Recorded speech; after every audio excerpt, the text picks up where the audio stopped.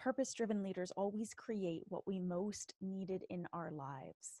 And my client, Anna Liljenwall, is no different. In this episode, you'll learn the importance of integration, as well as 3 questions to ask yourself that will help you create products, services, and offers that are 100% aligned with your purpose. Anna is a life coach that specializes in mental health and recovery. She worked in the mental health field for 7 years in a variety of settings before branching off and starting her coaching practice. Her personal battles with mental health and addiction were the sparks that set her on the path of recovery, or better said, on the path to discovery. Anna is a yoga instructor, Reiki master, and co-host of the new podcast called Healing Hour. She is the co-creator of Mindfully Restored Retreats, a series of retreats that are offered to the mental health community, and she helps her clients transform their pain into power, and she hopes to normalize the conversation around mental health and addiction. This conversation is part of my special 10-episode client feature where I'm featuring incredible clients who inspire me.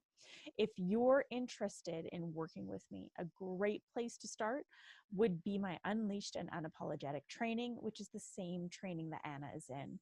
Head to rubyfremon.com/unleashed and sign up. Today's episode is sponsored by the Mayfair Hotel and Eve American Bistro in downtown LA, home of my annual 3-day event, Amplified Soul Live.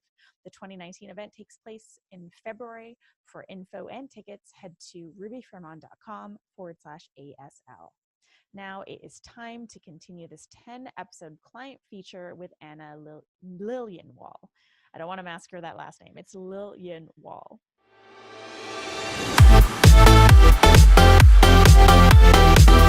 Hey, thought leaders, I am back with another incredible client who inspires me.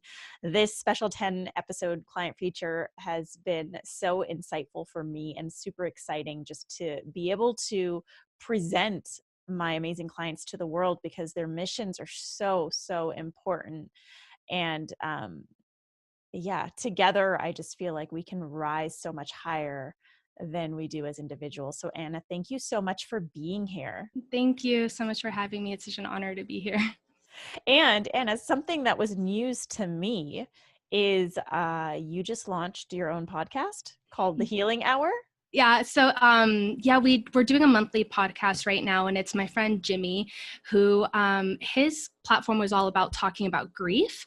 He lost his mom to cancer almost 2 years ago. This Christmas, he lost her on Christmas Day, almost 2 years ago, and we came together and we really wanted to just create a platform where we can have the difficult conversations about things that we all go through as humans, and just to kind of promote vulnerability. And we've been friends for a long time. We've always had these really special conversations and a really special connection as friends, but we just decided to come together and do this. And it's been really amazing getting feedback from people just thanking us for opening up in the way that we have, especially I think grief. A lot of people are talking about mental health and trauma right now, but him especially with the aspect of grief has just been really insightful for me, I know especially, and then for a lot of people who are following and listening along with our journey right now.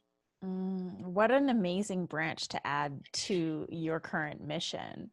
And it's such a great topic to talk about, especially in today's day and age when I feel like people are erupting, there's like everything that's going on in our world right now has created this eruption with people really feeling things at a high degree. So to have a space, a podcast where you talk about grief and some of the stuff that like people are afraid to talk about. And this is very much your mission, right, Anna? Like you talk about a lot of the stuff that people don't really talk about. So tell us more about your mission. So my mission is just, it really centers from my experience with mental health. And I've suffered with mental health issues since I was about 14, 15, eating disorder, obsessive compulsive disorder. And I went into treatment when I was 20. And for a 20-year-old to kind of have to like completely restructure their life, it felt really lonely. Of course, at 2021, all my friends were off partying and traveling the world. And I was just, like my life completely fell apart. And So I really had to dive into certain practices, like mind, body, spirit, yoga, meditation, kind of all of those things, to find community, because my peers were off doing things that I wasn't doing.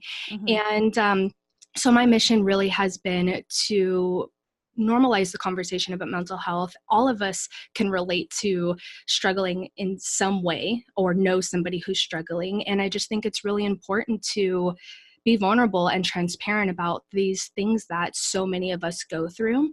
So my mission is really to help people get to where they want to be, to not feel ashamed, to not feel alone, and just to continue showing up as myself and do the work that I know I still need to do. So it's just really like this nice two-way street. I feel like with my mission, I get to help people, and then I just get to continue growing and deepening my own practice and getting to know myself on these really deep, intimate levels that, it's been yucky at some points, but it's been amazing. And I just want to show people that, yes, sometimes looking in the mirror and facing all the things that we don't want to face, like that sucks. It really fucking sucks, actually. Yeah. But it's so worth it. And the things that you get from it are, just priceless. And I feel like a lot of people just feel so much dread when they think of having to face all those things, because they don't know what the other side is like. Right. So sharing my story and promoting recovery and trying to just promote hope has been, it's just been incredible. Yeah.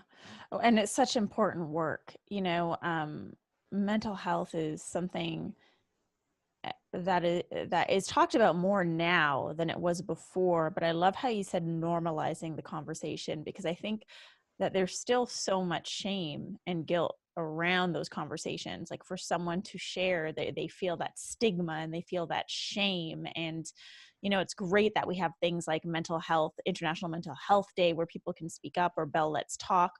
But when does it become normal for us to, like, let's just talk about it now?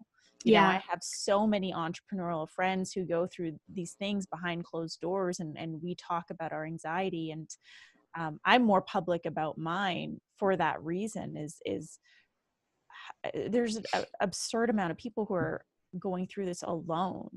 So for you to be able to create a space for people to not only feel inspired to share, but feel welcomed, that's really crucial, because I feel like that's what's missing. And you have experience working in the mental health field. Tell us about that.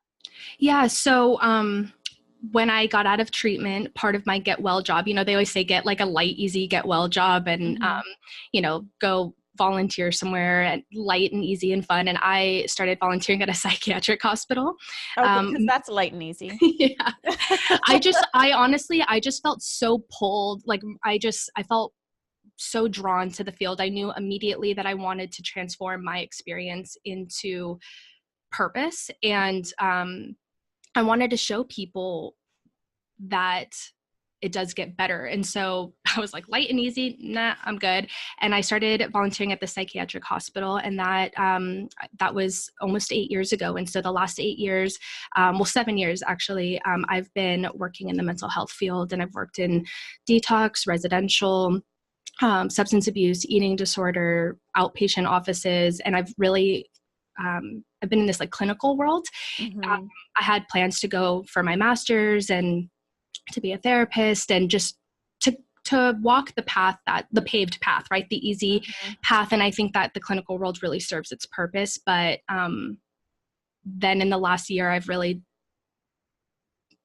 I took a sharp right turn and went for coaching, because I feel like there's so many people going that route that I wanted to do something different, and I wanted to do something that allowed me the freedom to create. And I feel like there's so much space with coaching. There's so much room to create. And for me specifically, what I realized was missing in the field was the emphasis on aftercare. So anyone who goes through recovery knows that, it's a lot of work in the beginning, but then there's a lot of work after. And I feel like there's not enough emphasis on that aftercare portion, where what do you need to integrate, and it's different for everybody, but what do you need to integrate into your life to maintain and sustain your recovery, but then also to keep growing so that you don't stay stagnant. Mm-hmm. And so it's just, I've been kind of incorporating the two, and now really just trying to focus on doing coaching full time. Yeah.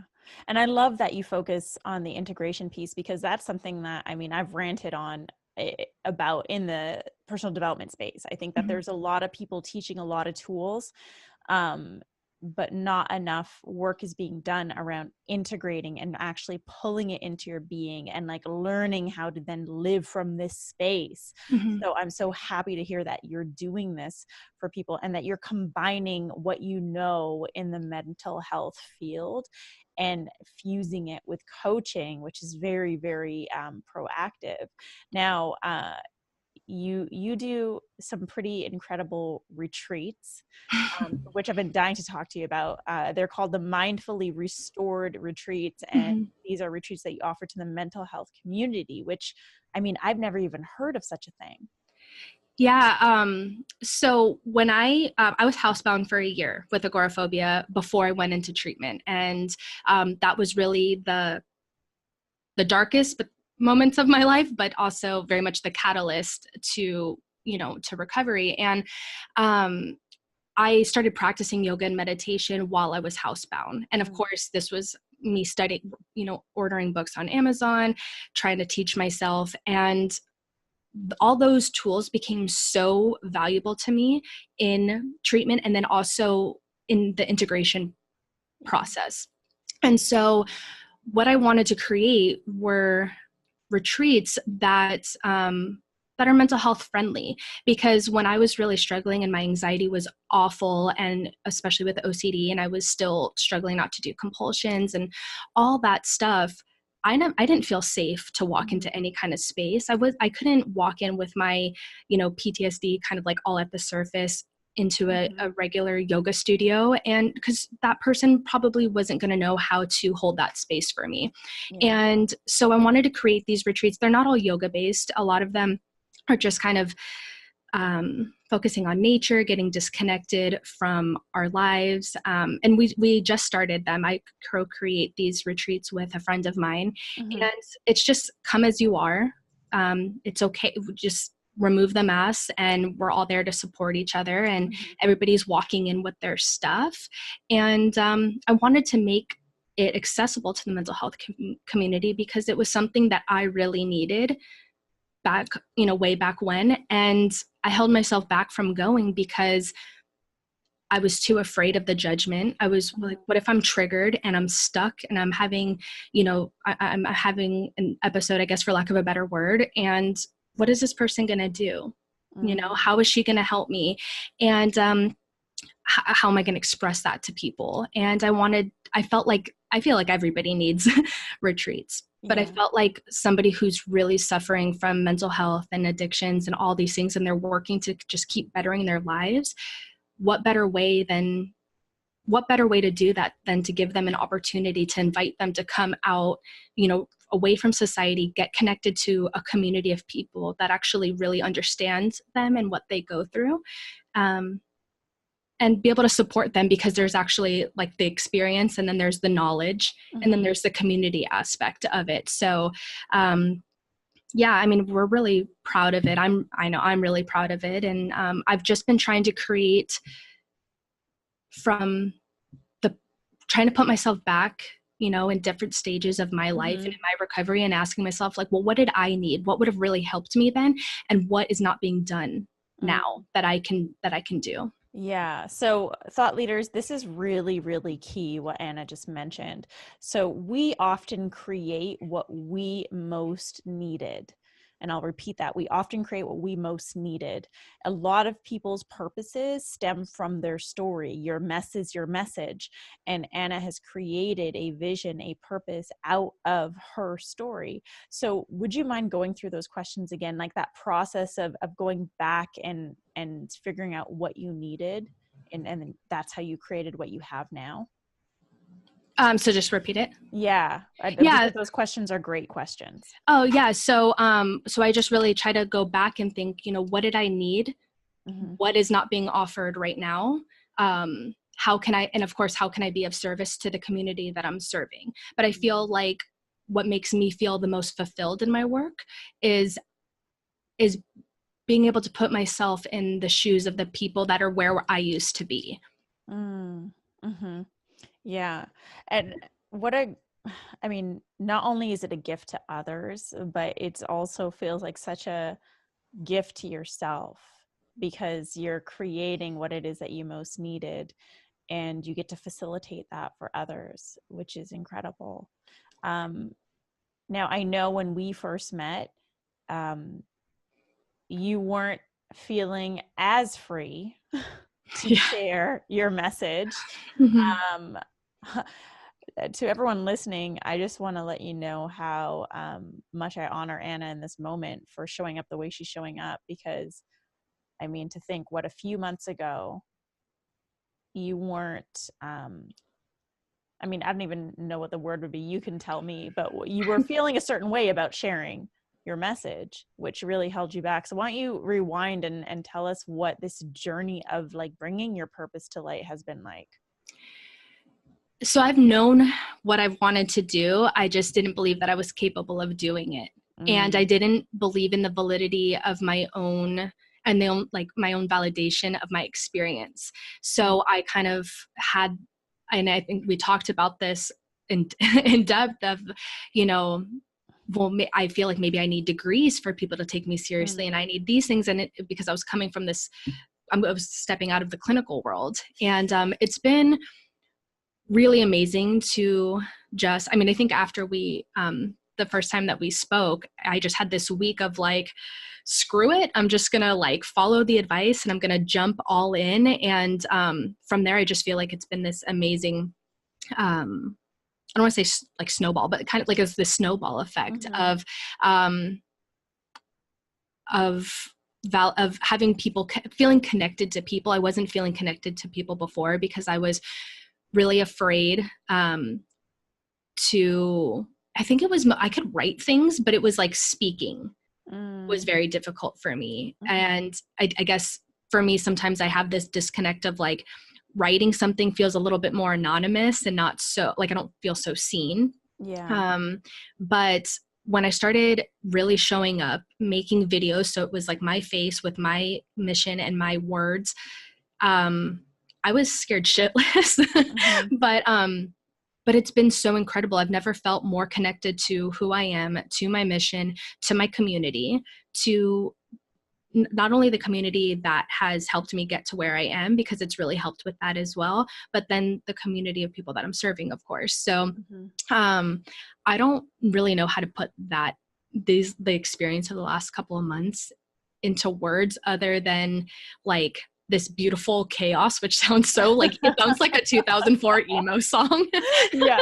I think it might have been. I think it might, yeah, maybe that might be, might have been a song, but yeah. So I mean, I feel so free, and I feel, some self-doubt and fears come up, but I feel like that's true for anyone, especially as each week I make an intention to do something that's out of my comfort zone, whether it's completely related to my business or not, just to keep that momentum going.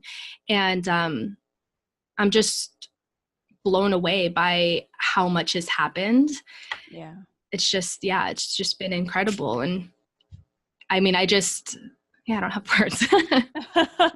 I mean, what from the outside and what I've witnessed in you is like, if I visualize it, it's like you taking step after step after step to go after what you want, when before you felt it was almost like you were paralyzed, but you paralyzed yourself Mm-hmm. with the um, with questioning, do I need a degree? Are people actually going to take me seriously? And this is like a legit um, fear that so many people with purpose have. There are so many people who are sitting on their purposes right now who are probably listening to our conversation. There are so many people who know what their purpose is, but they are afraid to take action on it, right? Because they felt like you at one point, or maybe Mhm.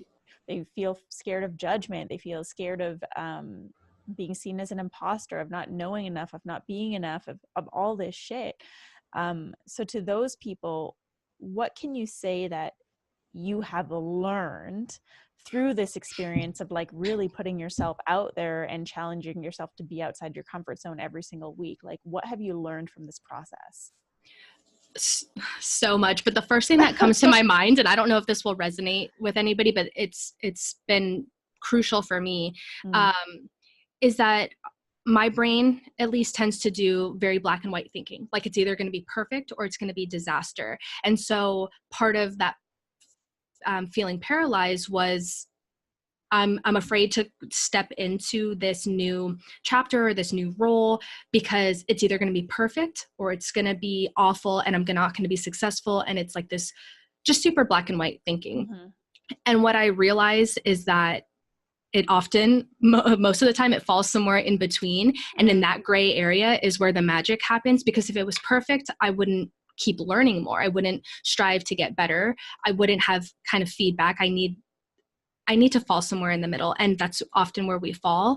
So it's taken so much pressure off of me just to remind myself of that, right before I push post or right before I start recording something that feels vulnerable, that feels scary. Mm-hmm. And a big thing for me too is that like in the worst case scenario, I learn from it and I Yeah. get better. And I have I have coaches, I have people who that I reach out to. And of course, like in your training, like I can reach out to a group of people and just say, this is, what's going on. And this is kind of where I'm stuck. And that's what I've learned the most Mm-hmm. from this process, to be honest. And I don't know if that'll resonate with anybody else, but just kind of, it takes the fear out of it. And my mom's always told me all you need is like 10 seconds of bravery. So whenever I feel like stuck before I post something or before I'm about to do something, I think of that. And then I think, shit, all I need is 10 seconds of bravery, and I do it. And then I just release it. And that's been helpful. Mm-hmm. And that's also taken so much pressure off of the need to be liked, Mm-hmm. because when somebody says something negative back or they give me any kind of feedback, whether, it's negative or not, because sometimes in our brain, as long as it's not like you're perfect, it's like Mm-hmm. falls in that weird box. But yeah, I kind of lost where I was going with that because I feel That's like all I'm right. ranting about it. I mean, it's so many people, we often live in this world where we try and make everything so linear, like it's either Mhm. black or white, and we don't really live in the gray area. Right. So for you to have that insight, I can see how that's super powerful, um, because it just opens up this whole other way of seeing things. So thank you for sharing that.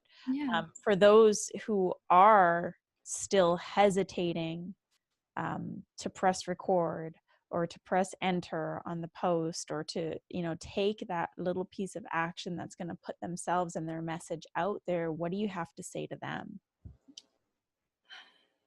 I would say that if you're uncomfortable or unhappy with where you are in that stagnant place, and because there's something you're not reaching for, wouldn't you, I guess it's more of a question, like, wouldn't you rather be uncomfortable or unhappy because you tried to do something? You tried to step out of your comfort zone. You reached for the dreams and the hopes and the goals that you have.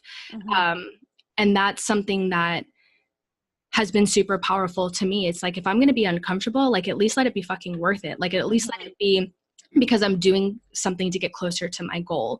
Yeah. And instead of sitting in this place of fear and doubt and then beating myself up because I'm not taking any steps. Yeah. I love that. Why not just make it fucking worth it? Exactly. If you're going to feel like shit, like at least let it be because like for a good reason. Yeah. And the reality is the shit we feel while we're hesitating I mean, in my experience, has always been worse than the shit that I feel from stepping into that zone of discomfort. Because once you step into that zone of discomfort, you take an action that you normally wouldn't have done, and you create an experience for yourself that you haven't yet experienced, which opens you to experiencing something different.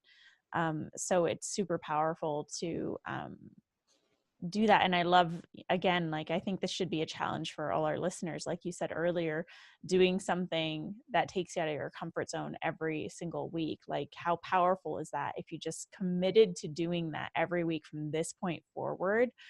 um, your life would completely change in a span of a month. Yeah. It really does. I mean, it's like forming a habit, right? Like if it's just practice. And now it's like my favorite part of my practice, you know, because I'm just like, okay, well, what am I going to do this week? And I know it's just going to get me closer to where I need to be. And that, I mean, it's not always perfect. Like I definitely am human and get very much stuck in that, like, is this the right decision? That perfectionism is, you know, it's something I deal with, but, I you mean, what know, is perfection, right? I mean, there's so many of us struggle with that. It's like, what is perfection anyways? And is perfection even something that we can actually reach? Like, if you right. think about it, right? Because we are constantly evolving, we are constantly shifting, we are constantly improving. So to me, the idea of perfection, and this is how I've chosen to reframe it now Mhm. in these wiser years, is I've chosen to reframe it as, well, perfection is kind of stagnancy, Yeah. right? Perfection is the same as stagnancy, because you're saying to yourself, well, things are absolutely perfect now, which leaves zero room for improvement and zero room for change. And Right. quite frankly, that's kind of boring. No, I have way too much air in my chart to like stay in one place doing the same thing. I just double Gemini, like just it's yeah, I need that change and I need that growth. And I feel like that definitely is something that that helps. Yeah. But like any other human with fear, I Mm-hmm. get stuck. And especially as someone with who struggled with anxiety disorders and mental health, Mm-hmm. it's really easy to one get caught up in Mm-hmm. the tornado that can bring to my life if that's not something that I'm managing and I'm taking care of. But also to lean on, like, to use as a crutch, right? Like, and I will fully admit that I've been the person to tell myself to have this story of like, well, I can't do these things and I can't help people and I can't be successful and whatever because there are these things about me that I Mm-hmm. deal with, or these are these experiences that I've had. And I mean, it's been a very long time since I've, you know, told myself that story, but, and I actually haven't really thought about that in a long time until this conversation, but it's just that kind of bringing it back to perfectionism. Like, as long as you stay doing the same thing every single day, I mean, yeah, you can perfect whatever you're doing, but are you going to be happy? Yeah. You know, I mean, and if so, then okay, that I don't think that that's wrong. I just, don't know how that would fit into reaching goals Yeah. and growing as a person. And um, Well, it goes mhm, against human nature, which is to evolve. We're here to evolve and we're here to grow. So if you're choosing mhm, to stay stagnant, then you're actually going against what is your natural evolution. yeah. So we are nearing the end of this episode, and I know that you are an incredible resource for people who are dealing with mental health issues. And I know a lot of my listeners, they deal with anxiety, they deal with the effects of stress and overwhelm and depression, and they hide behind their laptops, and they post pictures and pretend like their life is okay while trying to be leaders. And yes, I'm calling all of you out. um, so how can they find you and connect with you and stock your stuff online? Okay. So I have a website is www.nourishyourminds with an S at the end, .com. And And I'll then, have all these links in the show notes, by the way, so they'll all be there. Yeah. and then I have Instagram, I have a Facebook. On my website is pretty much where you can find everything that I'm involved in though. So I Okay. feel like that's a pretty good place to start. Awesome. Okay, so thought leaders, I will have those links in the show notes for you. Anna, thank you so much Thank for really bringing it today and sharing your vision with us and your purpose, and also, like, what what it's been like for you on this journey to bringing your vision into action, because I think that is super important to outline. We can all have a purpose, but those who take action on their purpose, in my eyes, are the most courageous. So thank you for modeling that. Thank you. Thank And you so much for having me. of course. And to our listeners, thank you so much for joining us on this special client feature on today's Thought Leader, where I'm challenging you to rise up, speak up, and create a movement. If you want to get in touch with either me or Anna about today's episode, please reach out on social media or on our websites. Be sure to tune in on Monday, where I'm going to be featuring another incredible client and thought leader who inspires me. If you're interested in learning more about the training that Anna is doing with me, please head to rubyfremon.com/unleashed. And while you're on the website, please make sure you check out my upcoming 3-day event in Los Angeles in February, Amplified Soul Live. This episode was graciously sponsored by the Mayfair Hotel and Eve American Bistro, which is home of Amplified Soul Live 2019. I will see you back here on Monday. We're taking a couple days off. So on Monday for another special edition of Today's Thought Leader.